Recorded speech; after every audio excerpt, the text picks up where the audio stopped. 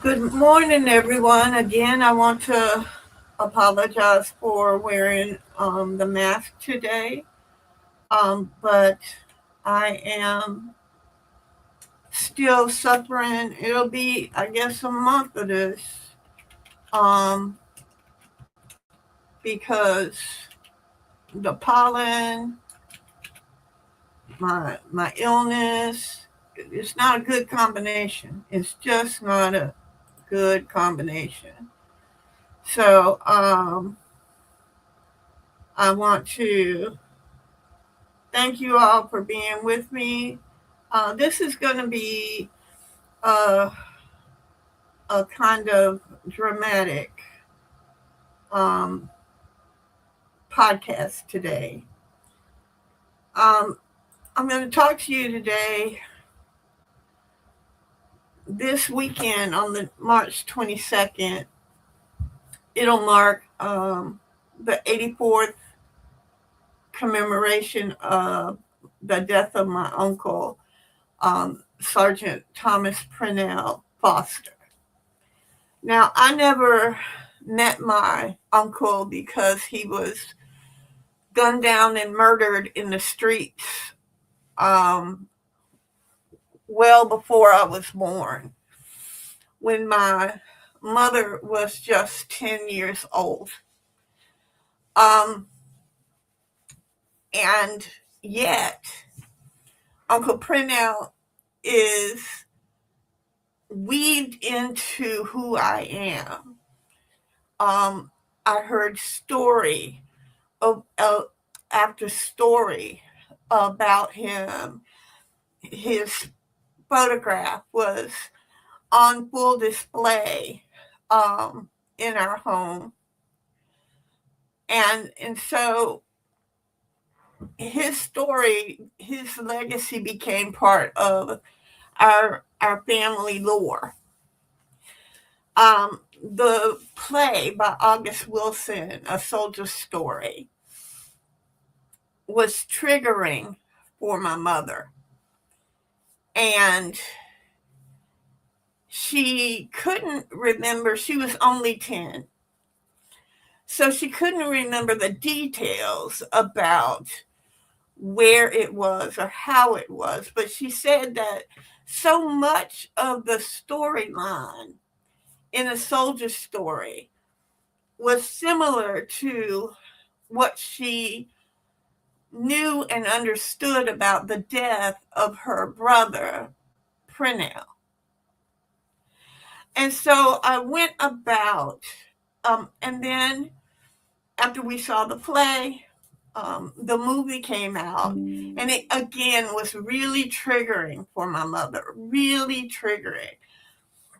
And she recalled all the trauma that her family went through. She talked about how Thurgood Marshall, as an attorney, was working with Grandma on the to try to get justice for um, my uncle. And I thought, well, there's got to be some memory of this in historical documents. And so I started looking, and I thought, well, maybe it's the Brownsville massacre that was the trigger point, because I was being a little bit too literal about the story. And I kept tracking and tracking, and I really couldn't find any trail of my Uncle Purnell. And then, believe it or not, he showed up in A History of Daisy Bates. So I'm reading, I'm just, casually reading about the background of Daisy and Elsie Bates and the Little Rock Nine, and whoa, there is a reference to my uncle, but he got lost in history because they changed History records him as Thomas B. Foster, not Sergeant Thomas P. Foster. And I thought about that, and to me, and y'all forgive me, I'm trying to look up on the internet and see if I can find an image of him.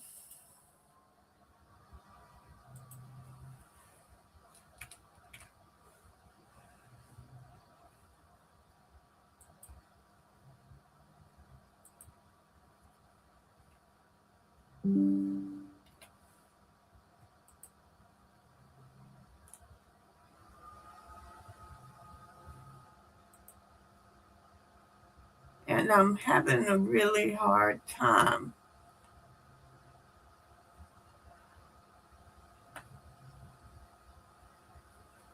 But let me go ahead and tell you about his story. And if I can find an image, or if Mona, if you're watching, if you'll put a link to an image in for me, I'd appreciate it, sis. But let me tell you this story of my uncle. And it's the story of America. I like to think of it as the pendulum and the promise. This week marks the 84th year since my uncle, Pernell Foster, was killed in Little Rock, Arkansas. He was shot 5 times by a white police officer while lying on the ground unconscious. He was unarmed. He was in uniform. He was serving a country that refused to serve him back. His middle name was Pernell, though history tried to flatten him into an initial. But we say his name in full today because we are restoring what was taken. His dignity, his story, and his place in the long struggle for Black freedom in this country. Uncle Pernell was a member of the 92nd Engineers Battalion, stationed at Camp Joseph T. Robinson. On March 22nd, 1942, he intervened when military police were beating another Black soldier, Private Albert Glover, for being drunk. My uncle was a sergeant, and he had been tasked by the military to oversee and investigate complaints against Black soldiers at Fort Robinson. That was his job. The military police officers that were beating the soldier were below rank of my uncle. He gave them a lawful order not to stop beating Private Glover and to hand him over for him to return him to the base and carry out the enforcement of military discipline. They refused, and they drew their guns on him. And because he was insisting that he was acting within his authority that was granted to him allegedly by the United States Army, he was not afforded the respect that his rank required. Those military policemen, not only did they not respect his rank and carry out his orders, they began beating him along with two city police officers. And for that act of courage, by my uncle, which is not an act of courage. Okay, he was carrying out his lawful duties.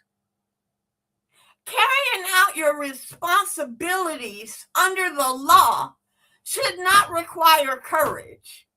It should only require commitment to the duty and honor and oath that you swore to. That's all it should. It shouldn't be an act of courage to go to work.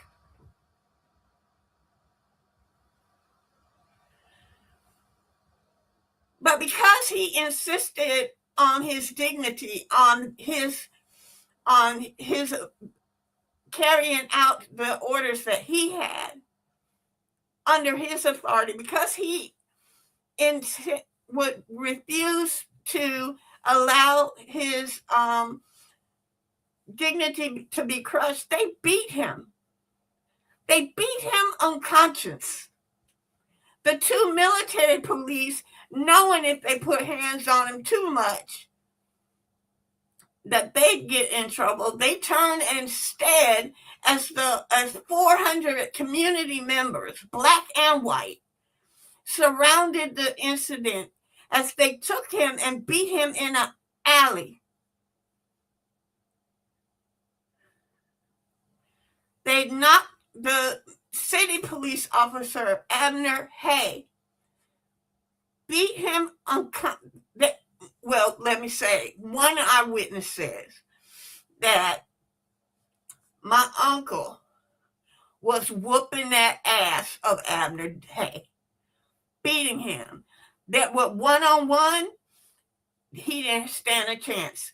So then the rest of them ganged up on my uncle while the military police officer held a gun, the others at bay. The three of them beat him unconscious and left him on the ground. And then Officer Hay, Abner Hay, shot him on the ground in the chest 3 times, one time in the arm and one that went stray. 3 times in the chest, one in the arm, and one bullet that's unaccounted for. Then he had the damn audacity. I want you to understand this. He had the damn audacity to pull out a pack of cigarettes, pack it down, take it out, smoke, and blow the smoke down on the face of my uncle, who lay dead in the street.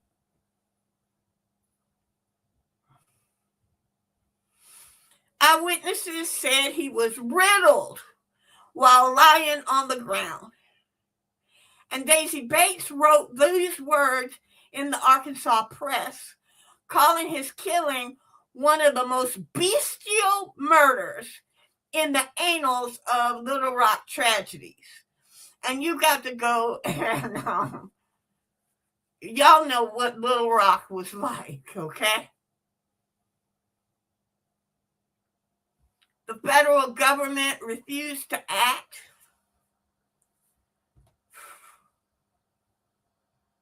The grand jury refused to indict, and they had the nerve to say, this was the grand jury report. I'm not lying to you. This is actual words from the grand jury report. I want to say, okay, that the grand jury, it was a vote of 19-4.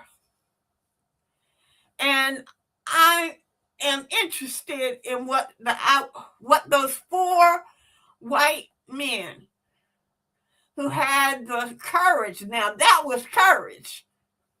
There were 4 black white men who had the courage to say the case should be investigated.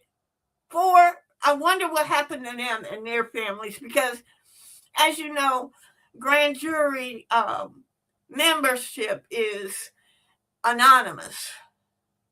But I'm sure there were repercussions for their courage. It was 19-4. And the grand jury stated, and I quote, "The matter has been investigated, considered, and ignored.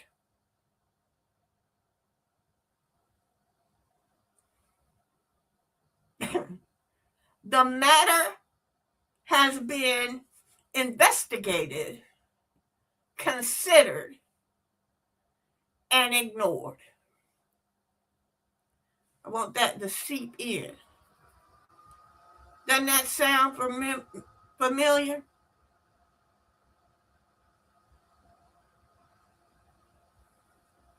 Daisy Bates witnessed this event. She took action by reporting it in the state press. She reported that my uncle was brutally murdered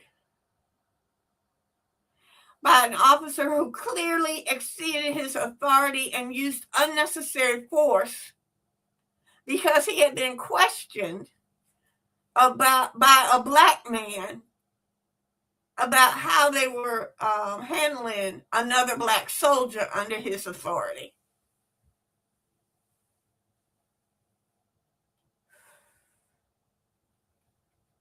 "25 witnesses testified before that grand jury, including 10. There were 25 witnesses, including 10 black witnesses. The jury said in their report that they cited the conflicting and inconsistent testimony of the witnesses as the reason they failed to indict Officer Hay. Sound familiar? I'm just asking. We had videotape of many of these incidents, but it was inconsistent, conflicting things.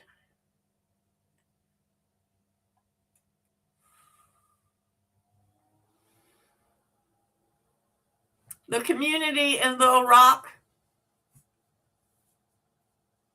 was outraged, and history records, you can look it up in the Arkansas Encyclopedia of Arkansas, that a lot of the civil rights gains that happened in Arkansas were catapulted from the death of my uncle. They hired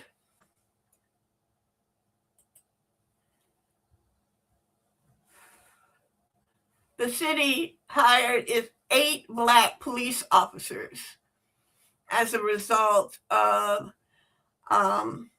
this murder of my uncle. But even that came with a familiar poison of American compromise, okay? So they were police officers, but they were while Abner Hay could, snatch up black folks, beat them unconscious, shoot them with 5 bullets, even when he didn't have authority to do so. These black officers were barred from touching white citizens. They were police officers, but they were denied pensions, and they were limited in their authority to enforce the law.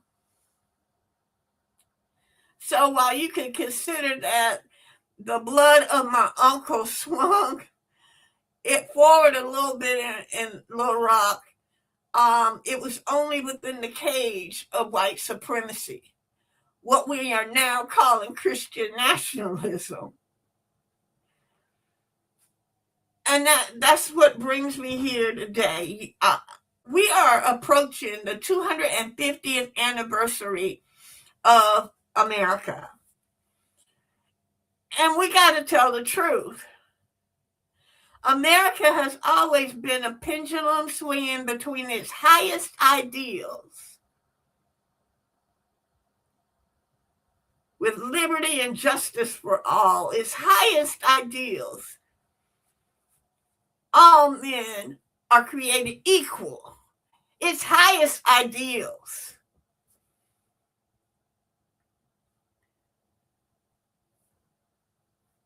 America swings between these high ideals and its deepest betrayals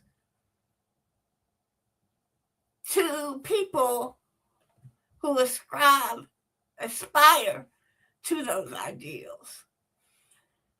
It swings between the promise of liberty and the practice of racial control. Between the Declaration of Independence soaring language and the lived reality of Black Americans and others across this nation. My uncle's death sits squarely in that tension. In 1942, Black soldiers across the South were guarding German POWs who could eat at restaurants where the same Black soldiers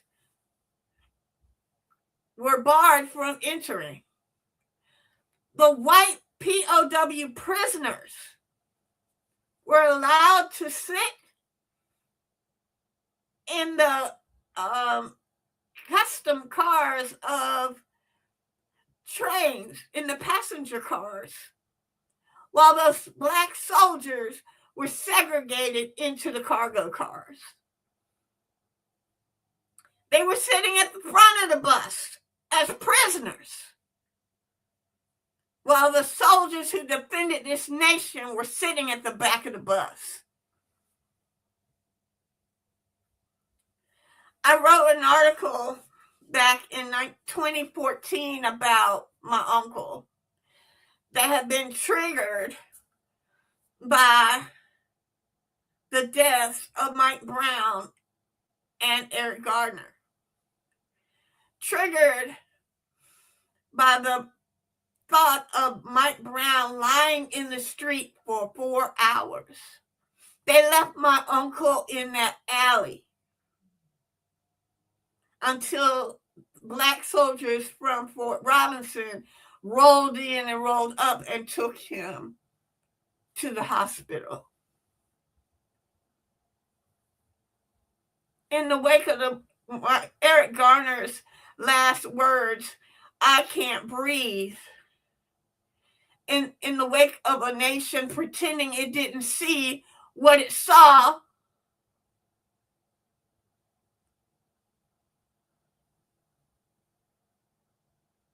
I realized that I was naming the same war on Black bodies that killed my uncle in 1942.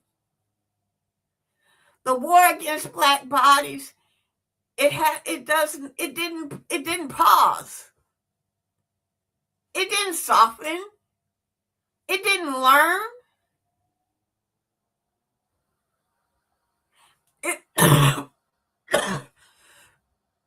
Excuse me, it marched forward. Okay? It didn't soften. This is happening every day. It marched forward into the death of George Floyd beneath the knee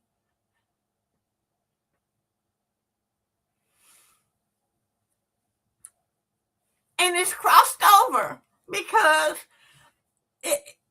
when you allow this kind of brutality, when you allow this type of inhumanity and dehumanizing behavior to become inculcated into the system of injustice, when you can look away and you can investigate, consider, and ignore the outcomes when it's Black bodies, when it's brown bodies, it'll cross over because it won't take long.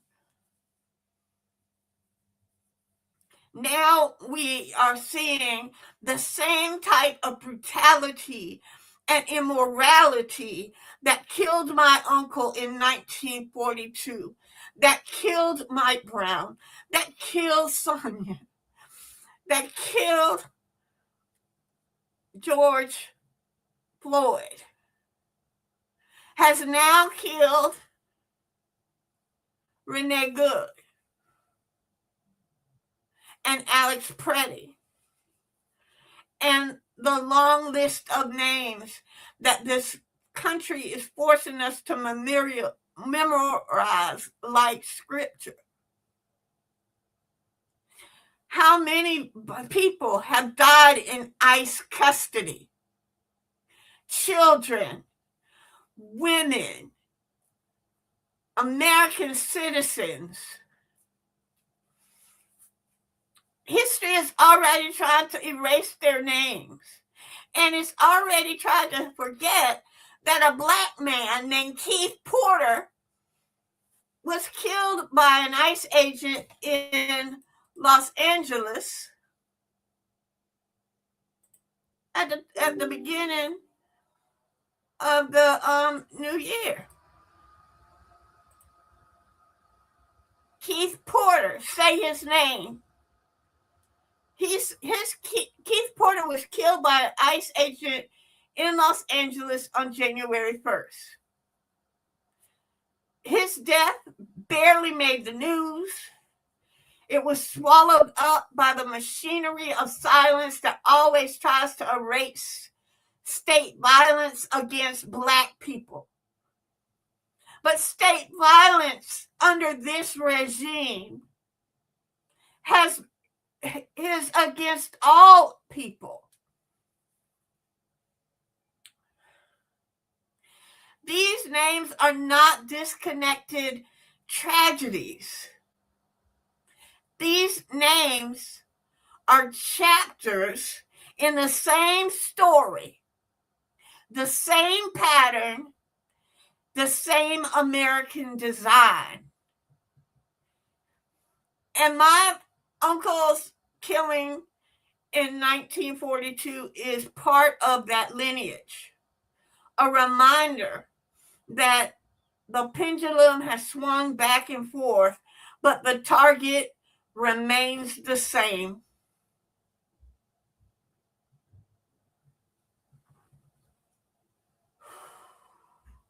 The demoralized, we're not demoralized people, I take that back, but the American design, the American system has always been built on the dehumanization of Black people. We are recorded in the census up until the 1870 census as 3/5 of a person. I was looking at a documentary the other day where they were talking to some segregationists and about integration in the Civil Rights Act of 1964 and its passage and some of the civil disturbances and state violence against protesters during the early civil rights movement. And they were talking to this moderate Southerner, and they were asked, and the Black reporter asked him, he said, we just need to let this thing it takes time. We all can change our minds and become more progressive, and over time things will happen. And so the Black reporter said, well, if you don't consider Black Americans to be human, what do you consider them to be? And out of this man's mouth came, he considered us to be superior pets. It's on the internet, recently uploaded, so you ought to be able to find it because it just popped up in my feed.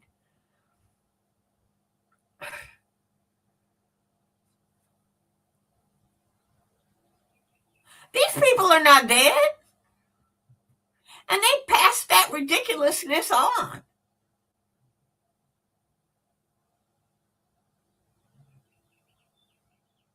They consider women pets, appendages, baby making machines. Women don't even understand. This is Women's History Month, so I'm going to throw this in here before I get back to my point of the week.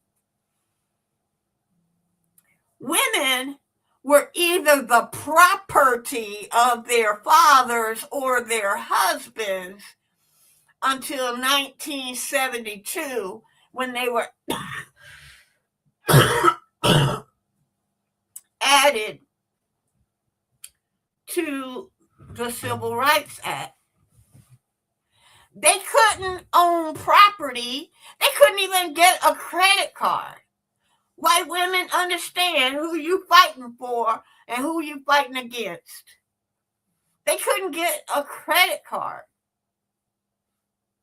Women didn't get the right to vote until the 20th century. And those suffragettes, womenists, and feminists that fought for this stuff, they are turning over in their graves as you all are just oblivious to what the SAVE Act is going to do to your rights. You will not be able to vote if you are a married woman who has taken your husband's name, because the name on your birth certificate and the name on your marriage license are different. And there's nothing in that bill that accounts for that. So if that act passes, you will not be able to vote.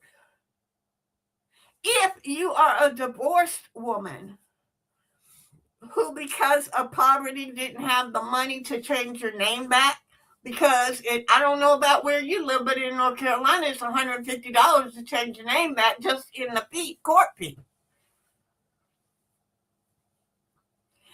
Or you kept your name so that your children, as a legacy for your children, your birth certificate and your marriage license and divorce papers don't mean diddly or squat. You will not be able to vote. You are elderly, over 80 years old, and they didn't have, and you're Black or Indigenous, or on the West Coast, you're Asian, or if you're Irish, and you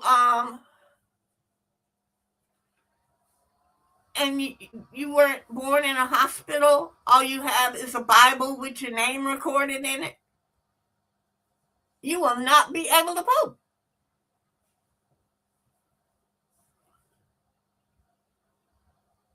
Or if you registered to vote prior to the Help America Vote Act, and you haven't updated with your Social Security or birth certificate birthday, you will not be able to vote. I got a letter just before the primary that told me I needed to bring some proof of either my Social Security card or my birth certificate in order for me to vote in November. I got to update. You better check your registration. The pendulum is swinging, people. The target on our back is still there.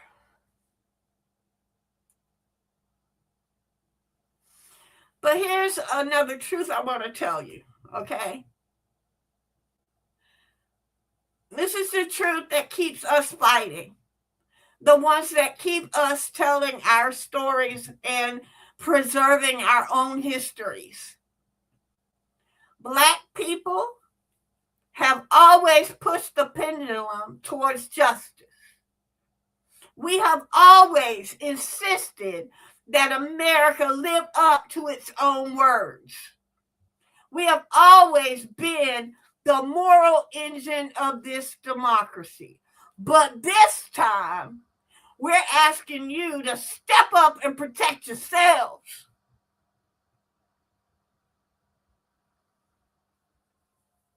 We are no longer going to be cannon fodder for your future.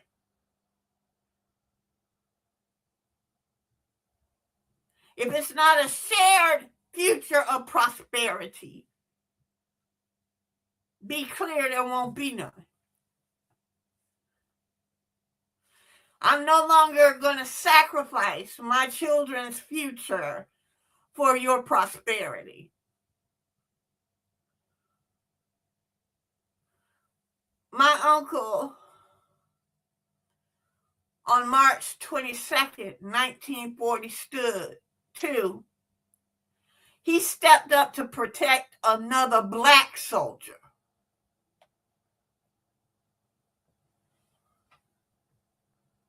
Elsie and Daisy Bates,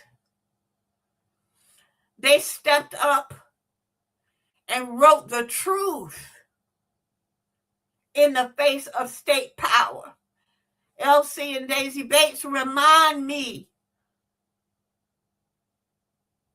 of the black journalists who have been torched, vilified, fired, sidelined,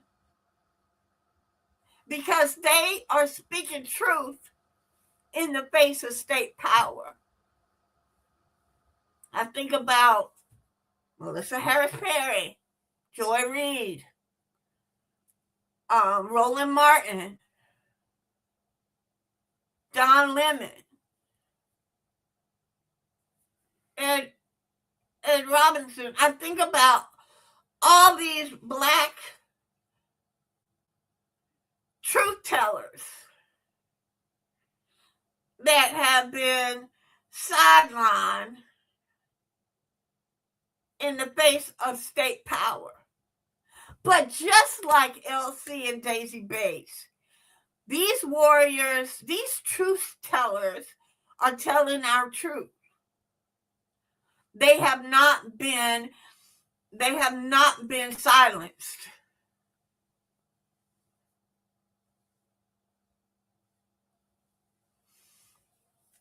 In 1942, the Negro Citizens Committee demanded accountability, held their own Truth and Reconciliation hearings. They were not alone. There are NAACP chapters. There are Durham Committee on the Affairs of Black People. There are Durham for All. There are organizations that are stepping up all across the country to protect and demand accountability from state power of black bodies and black communities. You and I must do our part by remembering our stories, the people in our families who stepped up. They may have just attended the marches. The mothers in those kitchens that made those sandwiches when we were hungry, how we met at church and had a potluck so everybody in the neighborhood could have something to eat, at least on Sunday. Everybody brought what they could and we ate what we had in shared community. It was mutual aid. It was mutual survival, and that's where we have to be today. We have to refuse to let the record tell a lie. We have to stand up like Representative Justin Peterson, who stood up in the Tennessee legislature and called out this ridiculous notion that we could teach as a history course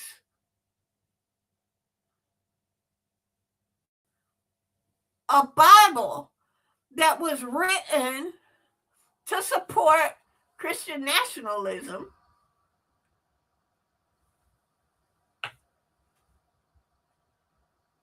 and bring back a version of the Bible into public discourse.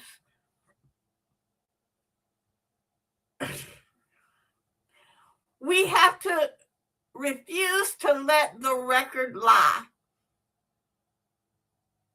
We have to document our own history, preserve and protect that history, and tell it, and share it.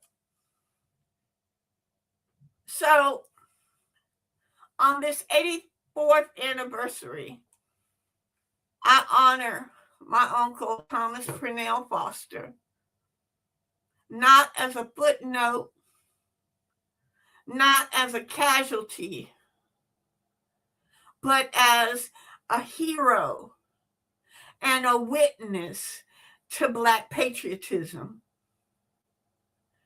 a witness to the gap between America's ideals of we the people in order to form a more perfect union,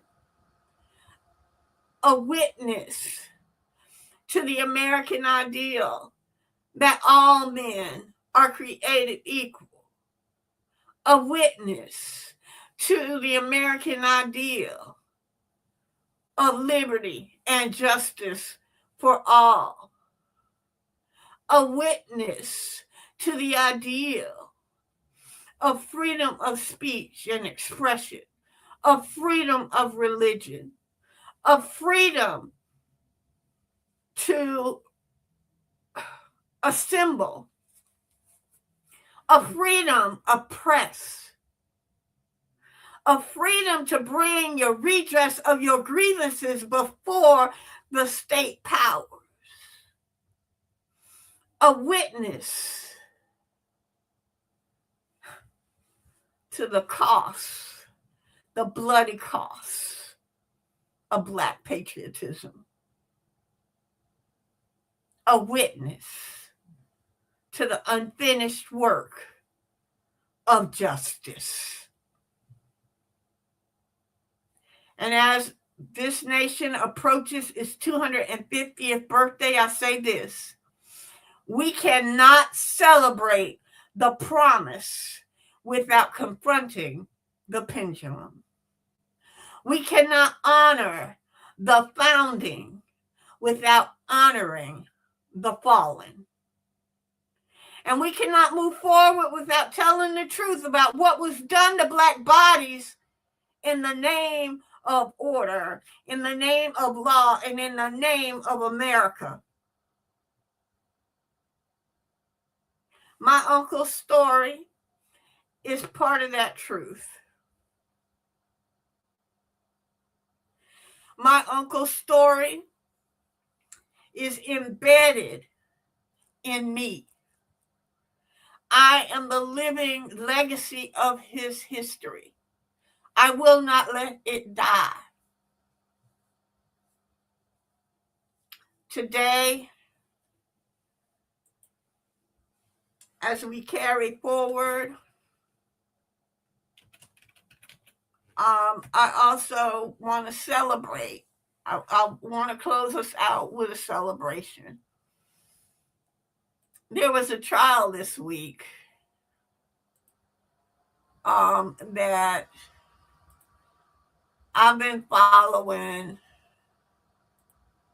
I guess, for 3 years.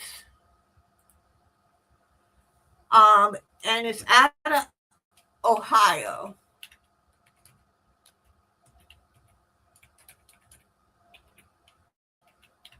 And it was a great victory for the people. Great victory for the people. For freedom of speech and freedom of expression. Now, this is the story of the rapper Afro Man. And it starts with a rap he did back, I think, in 2022 called Mama's Lemon Pound Cake. It was hysterical, okay? So he is known for, he had a big, like, breakout hit song, rap song called Because I Got High. This was back in 2000. And it was hysterical, okay? But he, back in, I guess, 2022, 2023, he was out on tour. And a bunch of Adams County, Ohio sheriffs, I have to put that Ohio on there because my daughter lives in Adams County, Colorado, and their spoof on this is hysterical. You got to watch it. But they broke into his house. They busted his gate down. They broke into his property. They broke his door. I mean, literally knocked his door out. And they had a warrant. The warrant alleged that he was a drug trafficker and a kidnapper, and so they were there to enforce this warrant. None of that was true, but I guess they had enough information to get a warrant. He then and they tore his house up. They confiscated $5,000, give or take. They counted it at the kitchen table. They wrote a number down on the things, on the receipt of what was stolen, and I mean what they had confiscated. And then all of a sudden they cut the feed to his indoor video. He had like Ring something, and they cut the feed to it. So he goes and he does this song called Mama's Lemon Pound Cake. And I'm going to see if I can load this up for you to see, because it is hysterical. And yeah, I can show it. Loads up. So give me a second.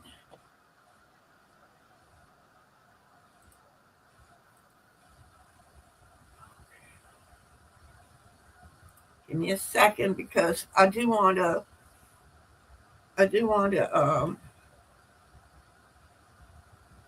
do this.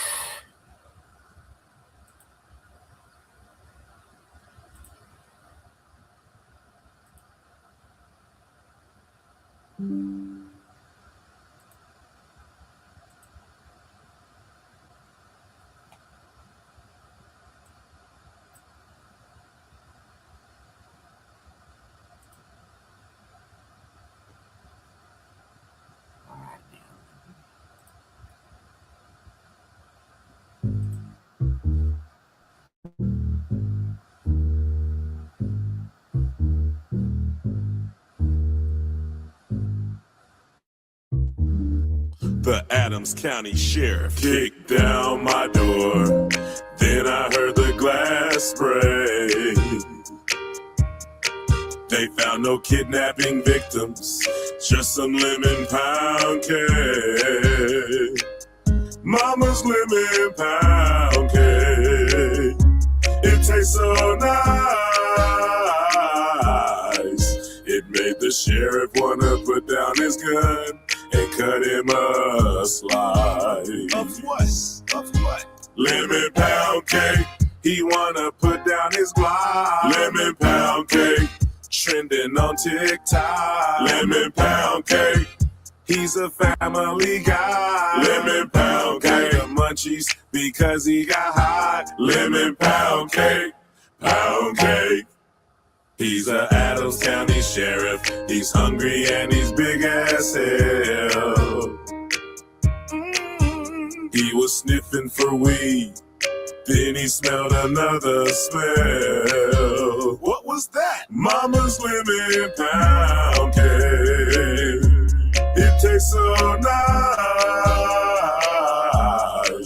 It made the sheriff wanna put down his gun and cut him a slice. Of what? Of what? Lemon pound cake. He wanna put down his Glock. Lemon pound cake. Trending on TikTok. Lemon pound cake.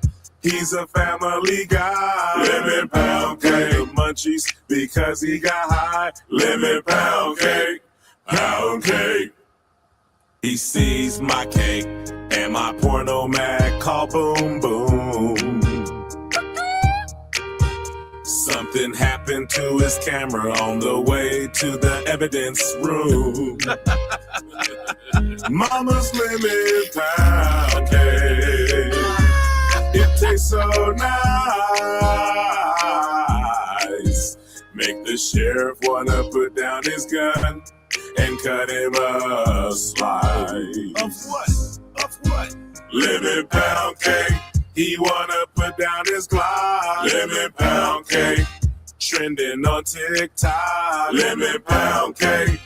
He's a family guy. Lemon pound cake. The munchies because he got high. Lemon pound cake. Pound cake.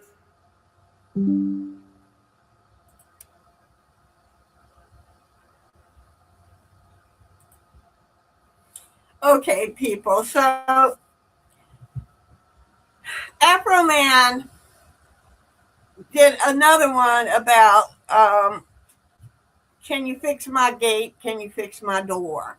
So he had these two rap songs that use footage of the Adams County sheriffs breaking into his house with warrant, but breaking into his house, damaging his property, and they were just funny. 7 of these deputies sued him for defamation. Sued him for defamation. Now, in between the viral Lemon Pound Cake song and the trial, he discovered that the money returned to him was $400 short. So then he put out another video. Funny, all his videos are parody in the Weird Al kind of vein. You get a sense of it. Calling them thieves. He did one where he alleged, he parodied that one of them was a pedophile in the same way that, a minor was used.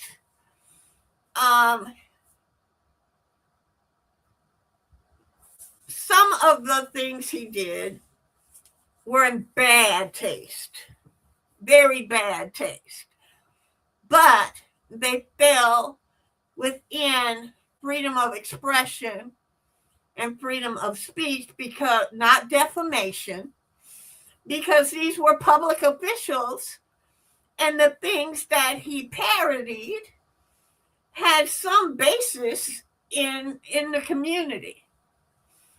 So it was a 3-day trial that went on. They tried to get the complainant tried to get him to talk about the harm, to acknowledge the harm that was done. And he was like, they caused that harm on themselves. He did not fall into the trap. He was like, they took my money, my $400 is missing. They have been accused of being thieves long before, in the public record, long before I did my parody. Everything that I did, there's public sentiment around it. He was brilliant. You need to go on YouTube and look at some clips from his testimony on the trial. But I want to close out this week in saying that we don't, Afro Man protested. He used the power of comedy and parody to take down the Adams County Sheriff's Department and expose their corruption and their ineptitude.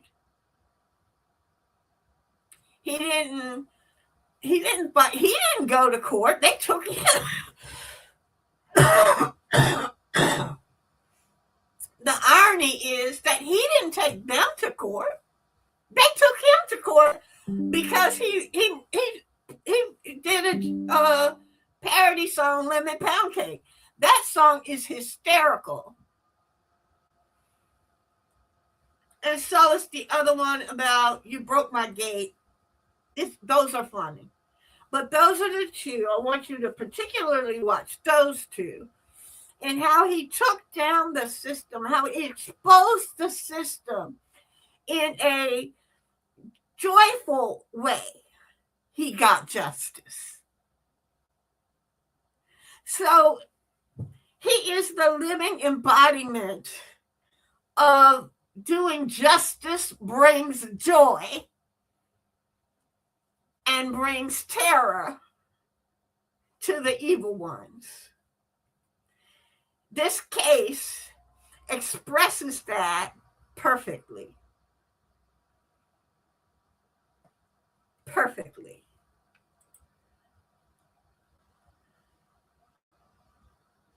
I want to close out by saying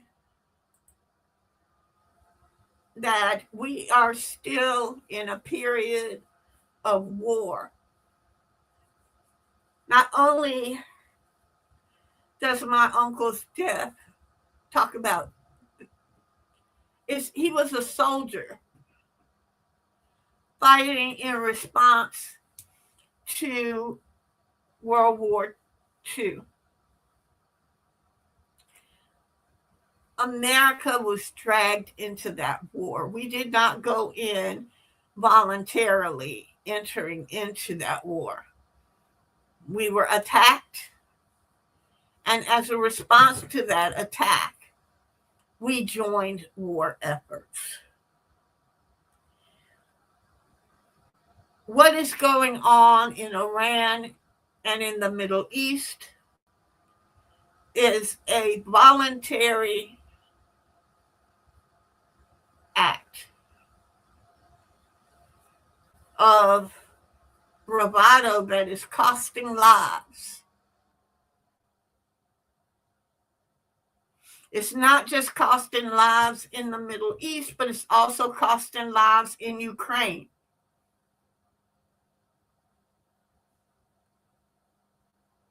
It's costing lives here in America when you want to ask for $200 billion for a war of choice, when it would only take $30 billion to tighten up the safety net, provide health care to all America's affordable health care, to provide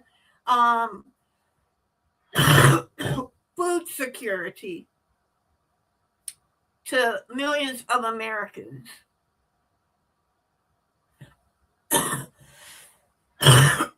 $30 billion would restore our safety net but you want $200 billion. That has already increased the cost by $40 a tank, an extra $40 a tank of gas.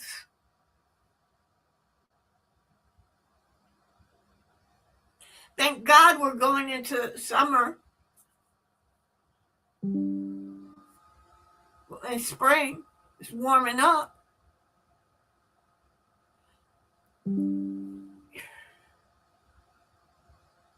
You have endangered the lives of our military. You have left no regard for their families that are here in the States.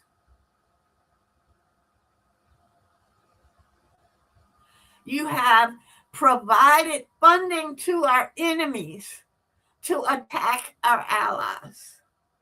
You are blaming our allies because you went and jumped Froggy and got caught, and now you want them to come and get in this mess with you? You didn't ask them up front, because they'd have told you to leave it alone.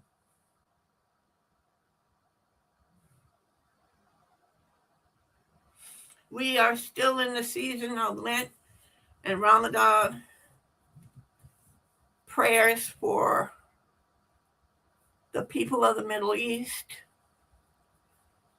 Prayers for our sailors and soldiers and Marines who've been placed in harm's way.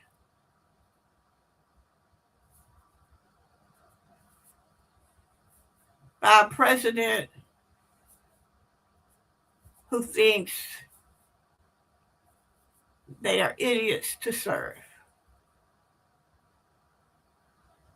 His words, not mine. Thank you for watching this week's Doing Justice Brings Joy.